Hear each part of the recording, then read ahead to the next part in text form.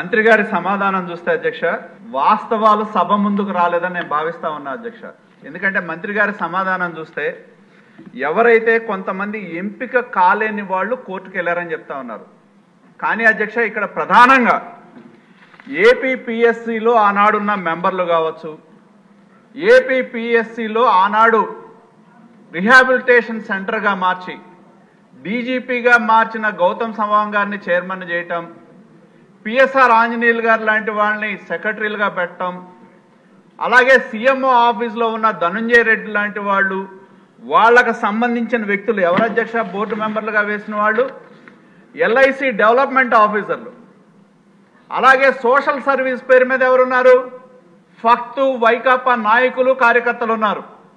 ఇటువంటి వాళ్ళని బోర్డు మెంబర్లుగా వేసి అధ్యక్ష మంత్రి గారిని నేను కోరేది ఒకటే, ఇక్కడేదో ఎంపిక కాలేని వాళ్ళు కోర్టుకు వెళ్ళటం కాదు. కోర్టుకు ఎందుకు వెళ్ళారు అధ్యక్ష? ఇందాక మంత్రి గారి సమాధానం 2018లో ఇచ్చిన నోటిఫికేషన్ ప్రకారం కన్వెన్షన్ మోడ్లో జరగాల్సిన పేపర్లు దిద్దటం అనేది డిజిటల్ ఎవాల్యుయేషన్ చేశారు అనే దాని మీద కోర్టుకు వెళ్ళారు అధ్యక్ష. కోర్టుకు వెళ్తే కోర్టు ఏం చెప్పింది, మీరు నోటిఫికేషన్ అనేది కన్వెన్షన్ మోడ్లో చేస్తామని చెప్పారు కాబట్టి డిజిటల్ ఎవాల్యుయేషన్ చేయటం కరెక్ట్ కాదు, మీరు కన్వెన్షన్ మోడ్లో మాన్యువల్ ఎవాల్యుయేషన్ చేయమన్నారు అధ్యక్ష. మాన్యువల్ ఎవాల్యుయేషన్ చేస్తే అధ్యక్ష తర్వాత ఎంత మ్యానిపులేషన్ అంటే ప్రభుత్వం ఏపీపీఎస్సీ పనితీరుకు నిదర్శనం అధ్యక్ష.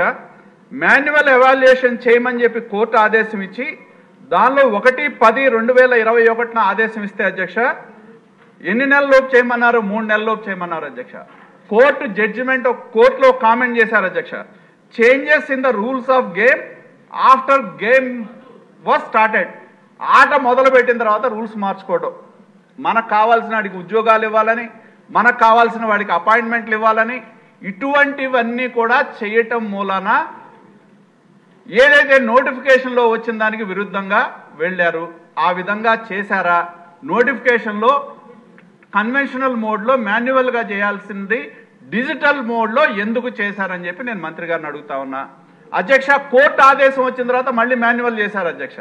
ఇక్కడ మీరు ఒక్క క్షణం మనం ఆంధ్రప్రదేశ్ ప్రజలు కానీ సభ్యులుగా మనం ఆలోచించాల్సింది ఏంటంటే అధ్యక్ష, కోర్టు వచ్చిన తర్వాత మాన్యువల్ ఎవాల్యుయేషన్ చేస్తే మీరు ఒక్కసారి రిజల్ట్స్ చూస్తే అధ్యక్ష ఫైనల్ ఎగ్జామ్లో 326 మందిని సెలెక్ట్ చేశారు డిజిటల్ ఎవాల్యుయేషన్లో.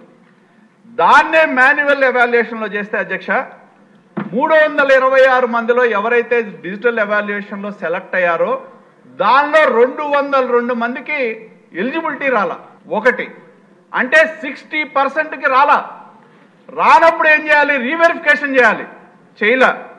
అదేవిధంగా అధ్యక్ష మనం తెలుగు గురించి మాట్లాడతాం, తెలుగు భాష గురించి మాట్లాడతాం, కానీ ఎవరైతే దానిలో క్వాలిఫై కాలేదో 80% మంది అంటే 326 మందిలో 62% మంది మాన్యువల్గా చేస్తే కాల డిజిటల్లో అయ్యారు, మాన్యువల్ కాల. అలాగే ఎవరైతే మొదట తెలుగులో 326 మందిలో సెలెక్ట్ అయ్యారో 80% మంది మాన్యువల్ ఎవాల్యుయేషన్లో సెలెక్ట్ కాల. అంటే దీని అర్థం ఏంటి అధ్యక్ష? అసలు ఏపీపీఎస్సీకి ఉన్న ప్రతిపత్తి ఏంటి, ఏపీపీఎస్సీ యొక్క నిబద్ధత ఏంటి అనే దానికి ఖచ్చితంగా ఒక ప్రశ్నార్థకం అధ్యక్ష. అధ్యక్ష నేను ఇంకోటి మంత్రి గారిని అడుగుతా ఉన్నా, ఏదైతే హైకోర్టు జడ్జిమెంట్ వచ్చిన తర్వాత ఆల్రెడీ ఒక మాన్యువల్ ఎవాల్యుయేషన్ జరిగింది అధ్యక్ష. డిజిటల్ ఎవాల్యుయేషన్ చేయకముందు మాన్యువల్ ఎవాల్యుయేషన్ చేశారు, చేసినా కూడా దాన్ని కప్పిపుచ్చి కావాలని తమ వారిని సెలెక్ట్ చేయడానికి డిజిటల్ ఎవాల్యుయేషన్ కానీ మాన్యువల్ ఎవాల్యుయేషన్లో అవకతవకలు జరిగినాయి. ఏదైతే దానిలో ఓఎంఆర్ షీట్స్ పెట్టారో ఎడిషనల్గా ప్రింట్ చేయించి తమకు కావాల్సిన వాళ్ళని ఎంపిక చేసుకోవడానికి వాటిని ప్రశ్నాపత్రాలకే ఎలా అటాచ్ చేయడం జరిగింది. ఇది ఒక పెద్ద స్కామ్ అధ్యక్ష, 300 కోట్ల స్కామ్ ఇది. ఆంధ్రప్రదేశ్లో నిరుద్యోగ యువతతో గత ప్రభుత్వం జగన్మోహన్ రెడ్డి గారు ముఖ్యమంత్రిగా ఉన్నప్పుడు సీనియర్ ఐఏఎస్ ఆఫీసర్లు, సీనియర్ ఐపీఎస్ ఆఫీసర్లు ఉన్నారు అధ్యక్ష. చివరిగా నేను డిమాండ్ చేస్తా ఉన్నా, గతంలో ప్రతిపక్ష నాయకుడుగా మా నాయకుడు జాతీయ అధ్యక్షులు చంద్రబాబు నాయుడు గారు ఉన్నప్పుడు అధ్యక్ష దాన్ని ప్రజల ముందు ఒక డిజిటల్ ప్రజెంటేషన్ వేశారు.